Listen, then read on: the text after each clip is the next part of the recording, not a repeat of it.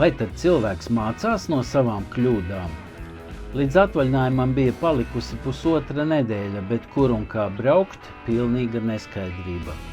Ļaudis plāno savus ceļojumus pat gadu uz priekšu, bet mēs atkal pie tās pašas siles kā pirms brauciena uz Spāniju. Kur un kā? Viens laiskais atvaļinājums Turcijā šogad jau ir bijis un prasās pēc kaut kā izzinoša, bet gribas arī siltumu un slinko atpūtu. Un atradām risinājumu – apvienot izzinošo ar laiskošanos, un, lai nebūtu pārāk liela vaļa doties visos virzienos, ierobežojām sevi ar 260 x 60 km platību Grieķijas salu Krētu. Dodamies uz pirmo viesnīcu Senseānu, 5 zvaigznes, viss iekļauts un pāris dienas atpūšamies.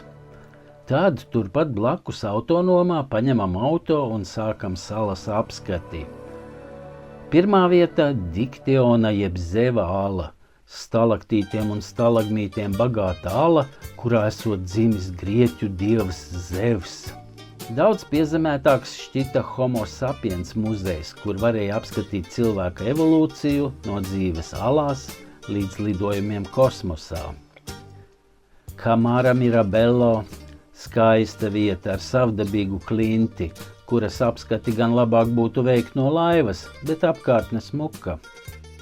Spinalonga – sala, kurā līdz pat 1957. gadam mitinājās spitālīgo kolonija. Ļoti skaista gan arhitektūra, gan jūras skati. Brīvdabas muzejs. Ja grib paskatīties, kā dzīvoja Grieķi agrāk, lūgtum mūsu etnogrāfiskajam savā kvalitātē un apjomā gan ne tuvu nestāv. Akvārijas guvām baudījumu, jo tādā vietā sen nebija būts. Parādīšu kādas zīvis un ne tikai. Hanija – sena pilsētiņa ar venēciešu būvēto ostu un mūsu vakariņām restorāna pirmajā rindā. Elafonisi plūdmale ar rozā smiltīm un vēl ar kādu neaizmirstamu iezīmi. Melidonija ala, kas patika vairāk nekā slavenā Diktiona jeb Zeva ala. Sanāre Timno pilsēta ar veco cietoksni, jaukām ieliņām un trūsīti. Senie armēņu kapi ar iespēju pabūt kapenēs. Aliekso – viens no interesantākajiem restorāniem Krētā. Pastāstīšu, kāpēc. Kalamaki – neliels miests, kurā velta īpašu uzmanību kādiem dzīvniekiem. Pastāstīšu, kam un kāpēc. Matala – ar klintīs izgrebtajām alām un kā 70. gadu hipiju pulcēšanās vieta. Parādīšu arī mūsdienu hipiju. Un nobeigumā atpūtai 2 all-inclusive viesnīcas – Lites Mare un Lites Beach. Lūk, gandrīz visas vietas, kur bijām un ko skatījām. Kopumā nobraucām nedaudz vairāk kā 800 km, bet, kā jau teicu, mērķis bija ne tikai apskate, bet arī laiskošanās. Un vai to var pārmest? Rīgas lidosta mūs sagaidīja ar milzīgu rindu, jo Air Baltics izdomājis, ka uz visiem tās reisiem reģistrējamies vienu vieti. Kamēr rādu garo rindu, izstāstīšu, ka muitas zonā neskāpēc tieši mani izvēlējās pārbaudēju uz narkotisko vielu klātesamību. Laikam pārāk daudz smaidīju, domādams par sagaidāmo ceļojumu. Ar tādu kā vates bimbuli apbraucīja manu rokas bagāžu un mani pašu gar dažādām ķermeņa daļām. Dators teica negatīvs, no valsts izlaižams. Ar Booking.comā pasūtīto taksometru ierodamies viesnīcā Senseāna. Nepārāk liela, vien kādi 180 numuriņi 5 ēkās, viss iekļauts, atpūties un izbaudi. Vidēji liela istabiņa ar visām labierīcībām. privātā lietošanā džakūzi uz balkona. Laikam kāds gudrinieks izdomājis, ka ja istabiņā noliks svarus, ļaudis ēdīs mazāk. Uz mums tas neiedarbojās, uz svariem neuzkāpām. Leduskapī alus nav, pāris pudeles lēta vīna, cukurdzērieni un parastais ūdens. Kas attiecas uz ēdināšanu, negribu nopelt, taču arī diži slavēt nav par ko. Laikam jau Turcijas labās viesnīcas ir mūs krietni izlutinājušas. Jā, te gan bija arī cūgaļa, kas Turcijā nav, bet zivju klāsts un ēdienu izvēle mazāka. Nu vismaz šajā viesnīcā. Jūra turpat blakus, bet pa vidu iela. Viesnīcas iemītnieki šeit gan vairāk bija iecienījuši atpūtu pie baseina, un zviļņi pie jūras bija praktiski tukši. Pati pludmale jau gan arī neizcēlās ar dižu skaistumu, atšķirībā no tā, ko redzējām citās Krētas vietās. Nākamajā dienā jūra vairs nebija tik mierīga, bet arī tam ir savs šarms. Ilgi nostāvēju, vērodams, kā viļņi plosās, safilmēju bezjēgā, nu te tik mazliet.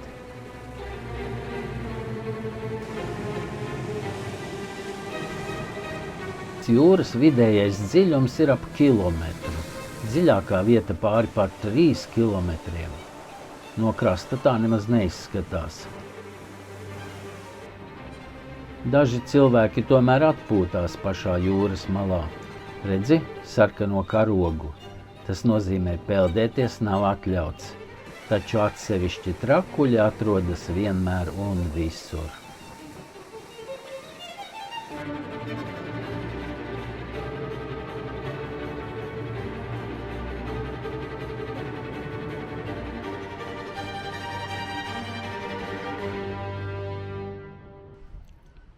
Bet pie baseina, jā, viss labi. Ērtas sēdu un guļvietas. Paskaties, cik jauki cilvēki slaistās. Gan jau tev var sagribējās tā laiski sasliet kājas augšā, baudīt sauli un jūras gaisu. Un kā ar pamaigošanos siltā ūdenī.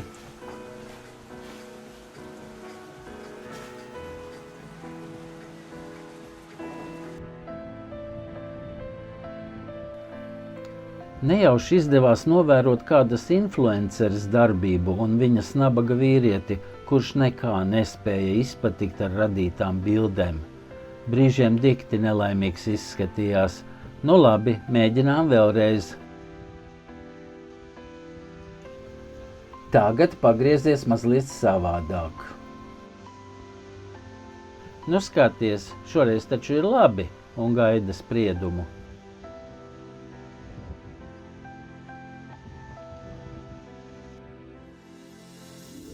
Bet šī ilgi pēta, kaut ko noburkšķ, rāda stāsta kā vajag.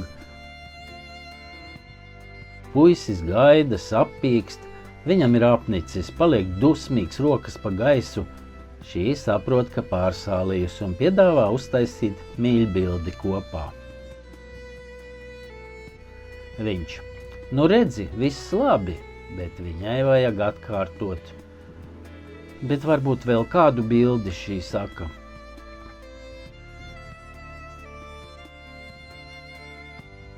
Nesaprotu, kas tev nepatīk, nu ko tu vēl gribi no manis? Nu ejam prom. Es taču izdarīju visu, kā tu gribēji. Šī saprot, ka puisis uzvilcies un abi aiziet. Vesela izrāde bija.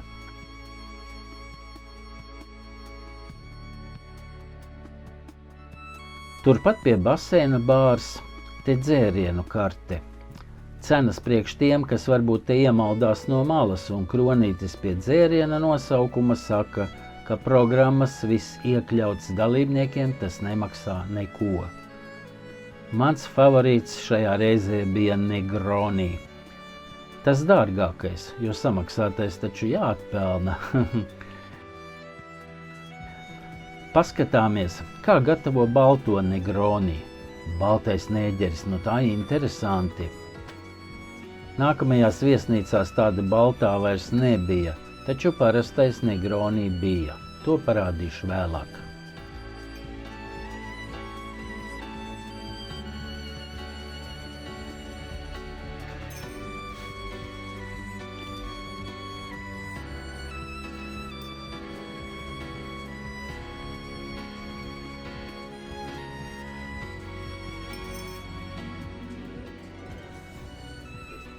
Bet šo aktieri atradu lobby bārā, mēģināju jokot ar visiem apmeklētājiem. Cilvēkiem patika.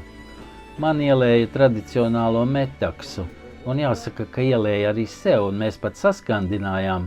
Nefilmēju, lai čalis nesatraucās, jo nezinu, vai viņam tas oficiāli ir ļauts.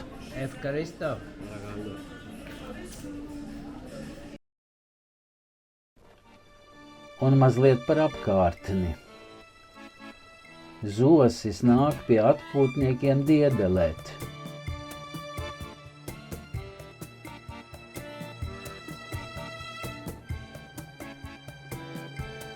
Kāds drosminieks ķer vēju, tie arī diving centrs, kur apmāca iesācējus. Kā jau visur Grieķijā, arī te šur tur nelielas baznīciņas, vietējo iedzīvotāju un varbūt ne tikai vietējo ticības izpausmju apmierināšanai. Naksnīgā viesnīcas teritorija arī šķita interesanta. Ar nelielu skaudību skatījāmies uz numuriņiem, kuru izeja ir tieši uz baseinu. Mums tādu! Kā zināt, ar vēlmēm jābūt uzmanīgiem. Tām ir tendence piepildīties. Ceļojuma beigās pie tāda tikām. Par to vēlāk. Bet vakarā var pastaigāt pa rajonu un paskatīties vietējos veikaliņus, kas gan nekādu izbrīnu neradīja. Kaut kas ēdams, kaut kas dzerams, suvenīri,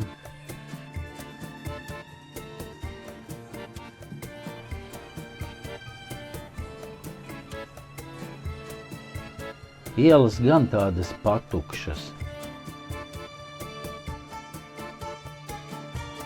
Un laikam tāpēc cilvēki īpaši nekautrējas parādīt savu privāto dzīvi.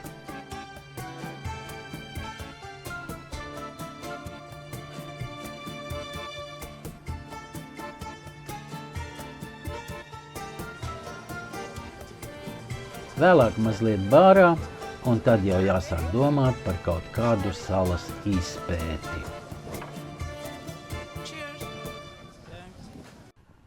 Turpat blakus viesnīcai jau bijām noskatījuši autonomu, kur automobīli sākotnēji paņēmām uz 5 dienām. Normāla, nepārāk liela Toyota pilnībā apmierināja mūsu braukšanas vajadzības. Pirmais mērķis – Zeva ala. Apmēram 45 km attālumā no viesnīcas, kas gan braukšanai prasa apmēram stundu.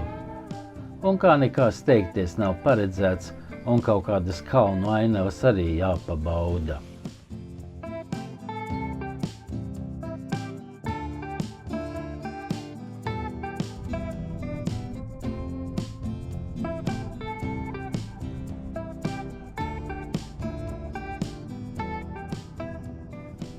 Tuvākā pie Zeva alas autostāvvieta ir pilna, tāpēc atgriežamies mazliet zemāk atpakaļ un kājām veicam pirmo nelielo uzkāpienu.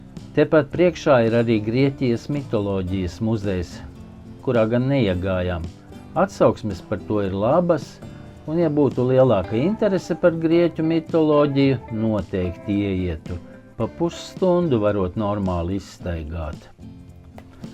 Mēs pat aciņu uz augšu uz Zeva alu. Šis maršruts bija grūtāks, taču īsāks. Augstāk kā kilometru virs jūras līmeņa ir ieeja alā. Neliela rindiņa pēc biļetēm un dodamies iekšā. Krētā esot ap 4700 alu, visas nav pat izpētītas. Šī ir viena no lielākām un visvairāk izpētītām alām.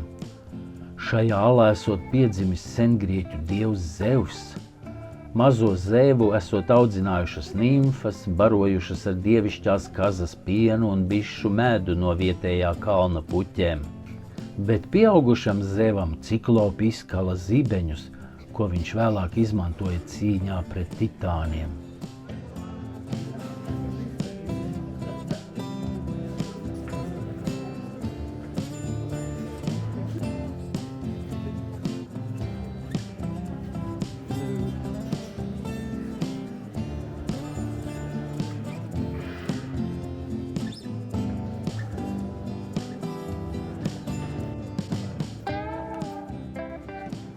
Kāpēc dieviem jānāk dzimt uz zemes, to arī tā neesmu sapratis. Bet lai nu kā, ala bija skaista, bet vājais apgaismojums, protams, liedz attēlot to, ko redz uz vietas. Esam uzkāpuši diezgan augstu un var redzēt tālu. Ja nu kādam ir slinkums kāpt kilometru augstajā kalnā, var izmantot ēzeļa pakalpojumus. 10 līdz 15 eiro maksās tevis uznešana. Tāds diezgan aplupis, diezgan primitīvs, taču ar ļoti labu ideju mums pa ceļam bija Homo sapiens muzejs. Te ļoti koncentrēti mums atgādina skolas laika mācīto cilvēku attīstības ciklu. Skrāpējums gan tāds pasvaigs izskatās, taču noskaņu piešķir, dodamies iekšā. Lūk, senais cilvēks 700 000 gadu pirms mūsu ēras, nobijies, paslēpies atrastā alā no sliktiem laika apstākļiem un plēsīgiem zvēriem. Vēl viņš neko nenosaka uz šīs planētas.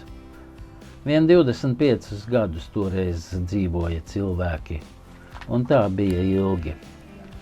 Tikai 50 000 gadu pirms mūsu ēras sākuma cilvēks iedomājās, ka akmeni var izmantot arī kā medību ieroci. Un tā tālāk līdz pat mūsdienām.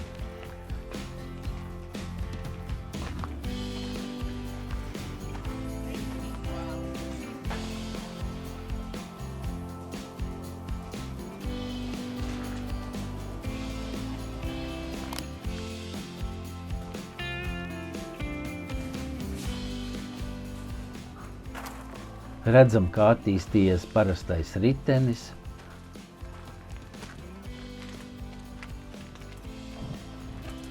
Ir mēģināts parādīt arī kosmosa iekarošanas periodu.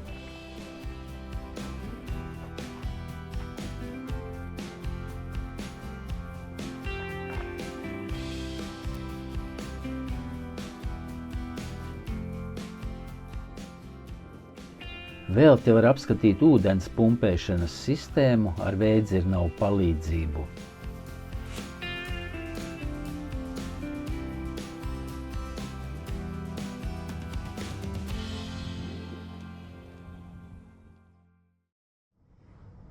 Tālākais ceļš ved uz Agios Nikolausu, kur paredzēta nakšņošana.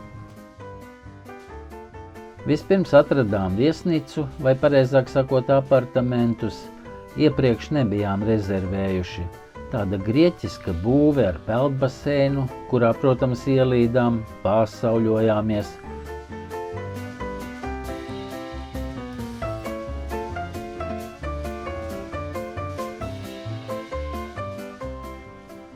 Numuriņā virtuves zona, istabiņa. Labierīcības nekā īsti netrūka, vakariņas nedeva, un tāpēc devāmies uz pilsētu. Un ne jau, lai tikai paēstu, bet arī, lai apskatītu šo nepārāk lielo, taču visnotaļ jauko pilsētiņu. Te dzīvo ap 10 000 iedzīvotāju. Tā ir ostas pilsētiņa ar līčiem, līcīšiem un kanāliem, skaistām ēkām un, diemžēl, arī ar savu netīrību. Nu jāsaka, gan ne visur. Vējš vēl nebija rimies, un to izbaudījām arī te. Ne jau velti Krētu sauc arī par vēju salu, un uzskatīja, ka te mitinājies vēju dievs Eols. Pēc nelielas pilsētiņas apskates apsēdāmies restorānā Tavernā Maestrālī, kas pēc apmeklētāju vērtējuma ir viena no labākajām ēstuvēm šajā pilsētiņā. Bija jau ar garšīgi. Gan gaļa, gan jūras veltes kārtīgi piepildīja vēderu, un ļaužu te netrūkst. Nākamā diena dodamies uz dienvidu austrumiem, lai apskatītu kādu mežonīgu jūras krastu, precīzāk būtu teikt Krētas jūras Mirabello līča krastu. Daudz ko te stāstīt nav, jāskatās.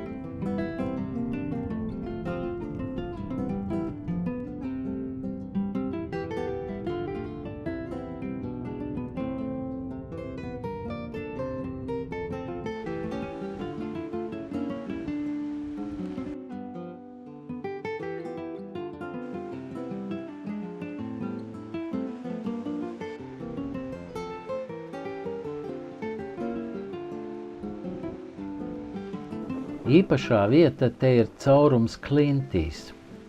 Piekļūt tuvāk mums neizdevās.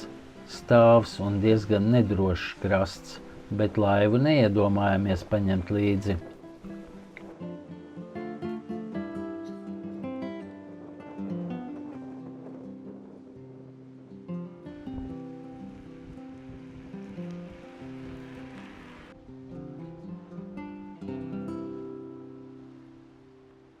Un tad mūsu ceļš tālāk ved uz Spinalongu. Precīzāk būtu teikt, mēs braucam uz Plaku, lai no turienes ar kuģīti pārceltos uz Spinalongu. Šī sala galvenokārt ir pazīstama kā Spitālīgo sala. Šobrīd vienīgi ekspozīcijās mēs varam skatīt to pagātnes laiku, kad salā uzturējās pat 1000 ar lepru saslimušie ļaudis. Un īstenībā ne tikai pa īstam saslimušie, bet arī izsūtītie vienīgi uz aizdomu pamata. Spinalonga sākotnēji nemaz nebija sala.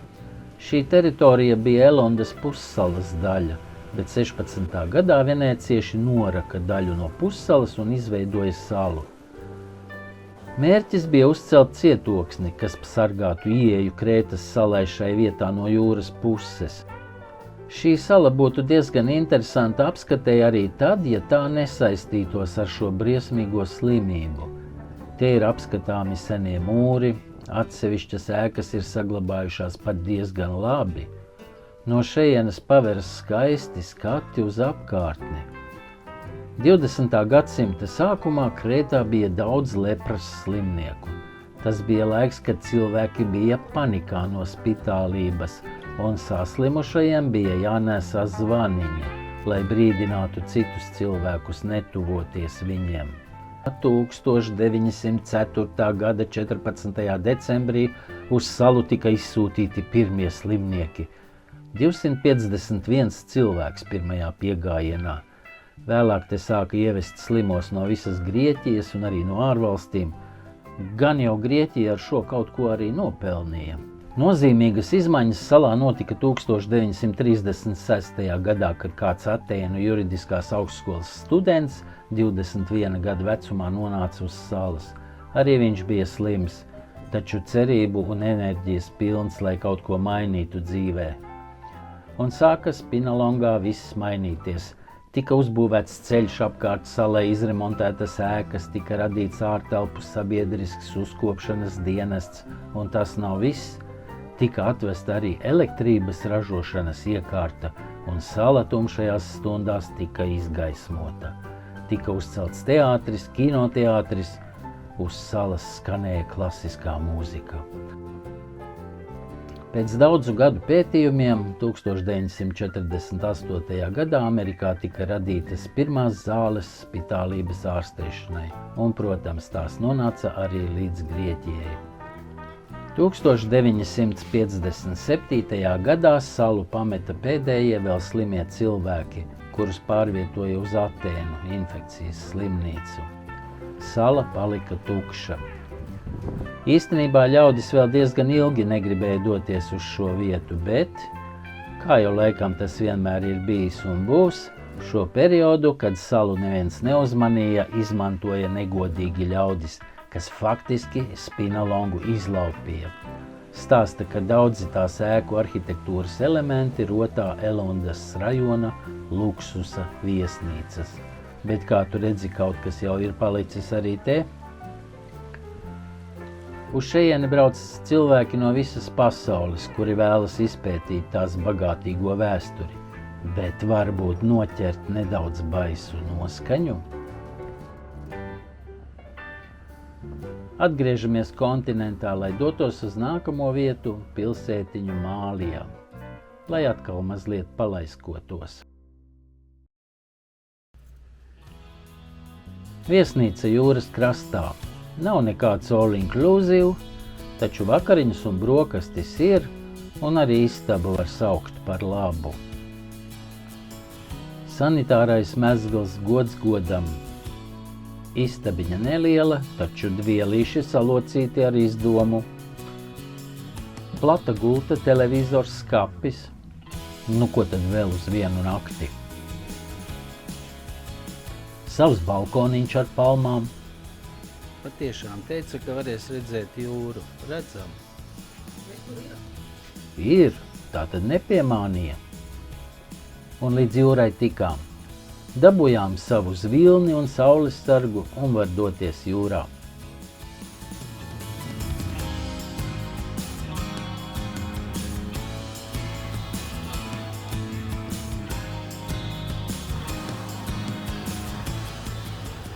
Ir jau tā saspiestāk. Arī dzērieni blakus bārā jāpērk papildus, nu tā, neierasti.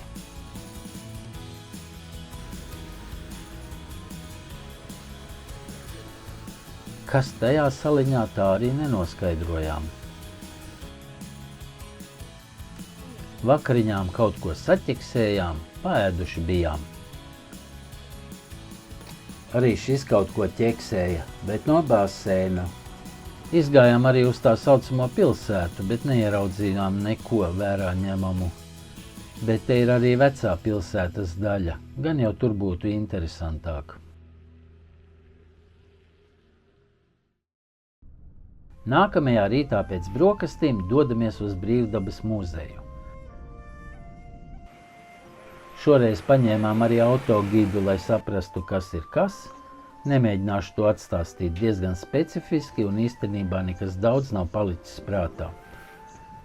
Bet paskatīties, bija interesanti, kā tie grieķi dzīvojuši. Arkli zemes apstrādāšanai, maltuve, ieroči,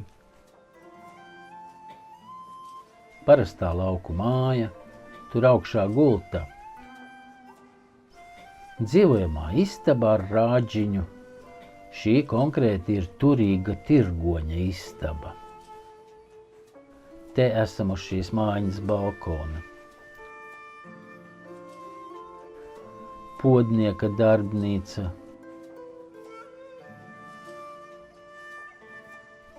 Maza baznīca, kādu arī šobrīd ir daudz. Bitenieka māja.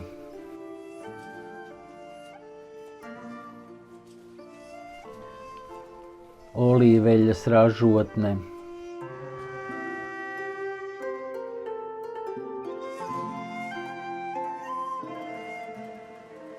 Senlaicīgs divvietīgs ūdens velosipēds.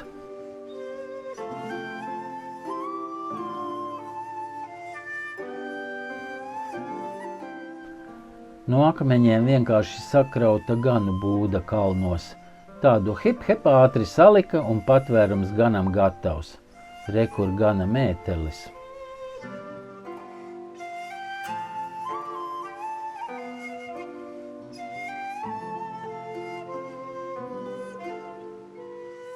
Skolas ēka.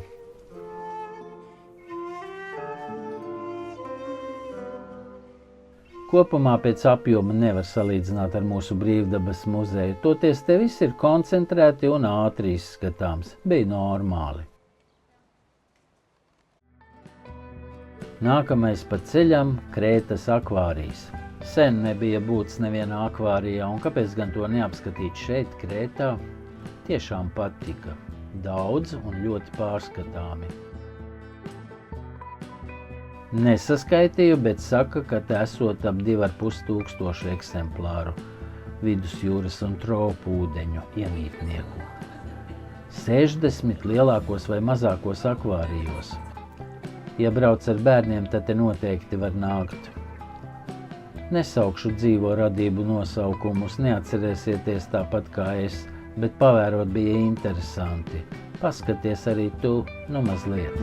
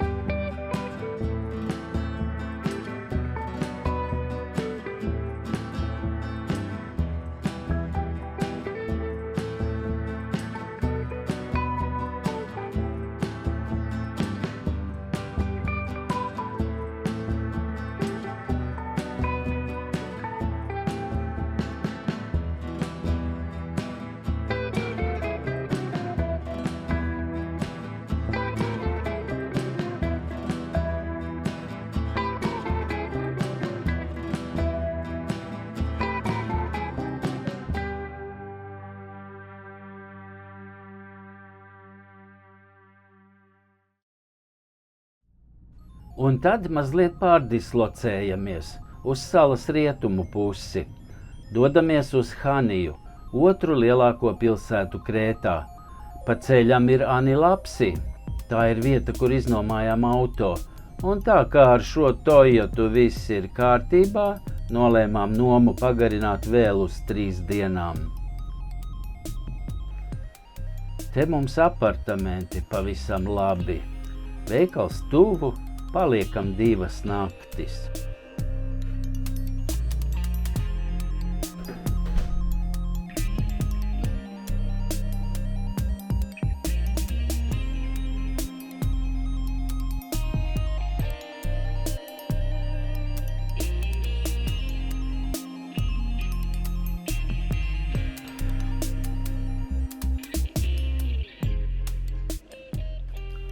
Šūpuļtīkls, gandrīz privāts peldbaseins, nav nevaina.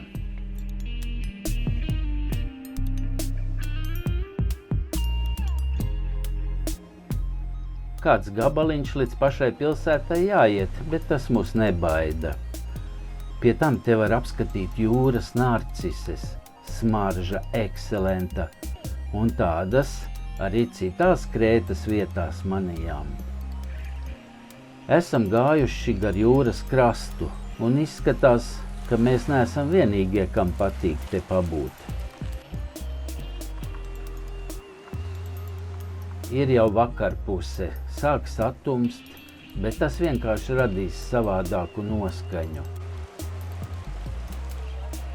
No venēciešu valdīšanas laikiem te saglabājusies pilsētas nocietinājuma siena, un pāris atradis ideālu skatu punktu, lai raudzītos tālēs. Nu, ko tad citu viņam darīt? Šī Hanijas bāka ietilpst pasaules slavenāko bāku sarakstā. Tagad tā atjaunota, bet nes kāpēc ir slēgta un netiek izmantota.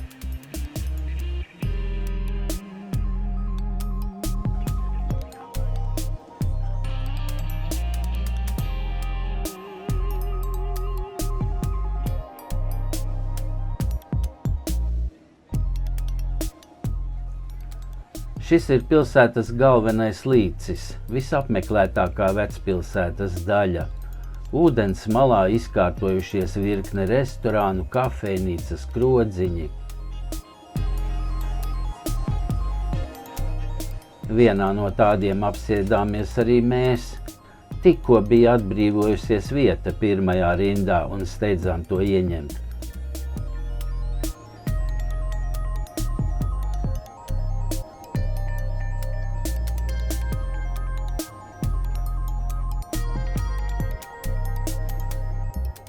Labas vakariņas bija. Nākamā rītā mūsu ceļš ved uz Elafonissi. Nav pārāk tālu, apmēram 70 kilometri. Pa ceļam pašā ceļmalā eksponēts 900 gadus sens olīvkoks. Protams, bija jāapskata. Turpmākajā ceļojuma gaitā gan redzējām vēl vecāku olīvkoku. Bet nu par Elafonissi. Pēc aizņemtā un lielā stāvlaukuma jau var saprast, ka pieprasījums pēc šīs vietas ir gana liels. Šī tiek uzskatīta par vienu no skaistākajām pludmalēm Eiropā, no tāpēc jau atbraucām te. Bet īstenībā vilšanos bija vairāk nekā iepriecinājuma. Pirmkārt, jau ļaužu te bija ļoti daudz. Pludmales zona šaura un ilgi bija jāmeklē vieta, kur noklāt savu dvielīti. Atradām starp granti un akmeņiem. Lai arī diža reklāma norādīja, cik jāmaksā par ērtībām, visi iespējamie zvilņi jau bija aizņemti.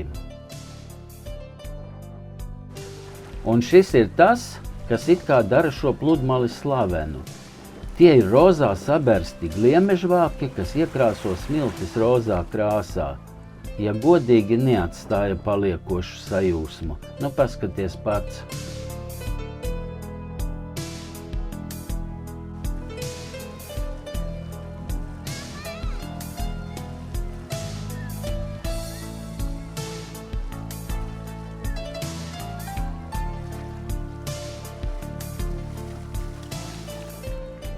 Ilgi šeit nepalikām. Ūdens sekls, kā mūsu jūrmalas pirmajā sēklī, pabradājām, apslapinājāmies un sapratām, ka jau pietiek.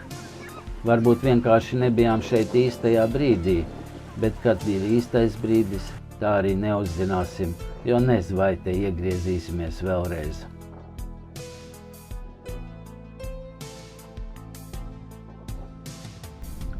Braucam vien atpakaļ uz Haniju.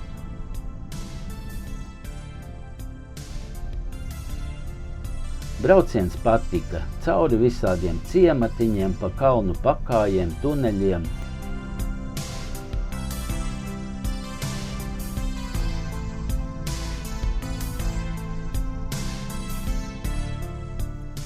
Bet cik tad ilgi brauksies, taču arī gribas.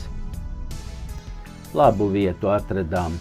Taverna Platāvija, netālu no Kolivārī ciema, olīvkoku pāēnā. Ko ēdām, pats vari apskatīt.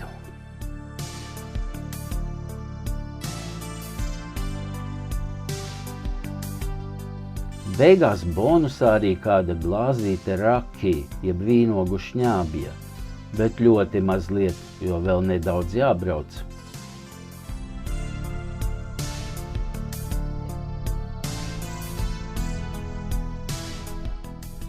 Atgriezāmies Hanijā un nolēmām aiziet līdz tuvējai jūrai, normāli izpeldēties un pavērot sauli rietu. Sliktāk kā slavenajā Elafonisi noteikti nebija. Ja jau šī vieta nebūtu jauka, nez vai te nāktu taisīt ģimenes bildes.